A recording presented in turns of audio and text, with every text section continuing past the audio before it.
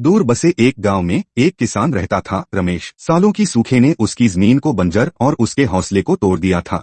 उसके पास बस एक आखिरी चीज बची थी, उम्मीद का एक बीज। रमेश अपने खेत में जाता है, घुटनों के बल बैठता है और उस बीज को मिट्टी में रोप देता है। रमेश बोलता है, उगना छोटे से बीज, तू ही मेरी आखिरी उम्मीद है। रमेश रोज उस बीज को पानी देता, मगर हफ्तों तक कुछ नहीं होता। गांव वाले उसका मजाक उड़ाते, उसे पागल कहते। गांव वाला बोलता है, अरे रमेश, जब भगवान ने ही इस जमीन को छोड़ दिया तो तू क्यों वक्त बर्बाद कर रहा है। रमेश दृढ़ आवाज में बोलता है, क्योंकि मैं अब भी यकीन रखता हूँ। फिर एक रात जोरदार आंधी आई, बिजली कड़कती रही, बारिश तेज हो गई। रमेश दौड़ता हुआ खेत की ओर गया, डरते हुए कि कहीं उसका आखिरी सपना भी न टूट जाए। लेकिन जैसे ही वो खेत पहुंचा, उसने देखा मिट्टी को चीरकर एक नन्हा हरा अंकुर निकला था। कई बार चमत्कार अंधेरे के सबसे गहरे पलों में जन्म लेते हैं। वो छोटा सा पौधा तेजी से बढ़ने लगा, जैसे कुदरत भी रमेश की उम्मीद के आगे झुक गई हो। कुछ ही दिनों में वो एक विशाल हरी भरी पेड़ में बदल गया, जिसके फल सुनहरे थे, मानो सोने से बने हों। गांव वाले हैरान होकर पेड़ के चारों ओर इकट्ठा हो गए। गांव वाला हैरानी से बोलता है कि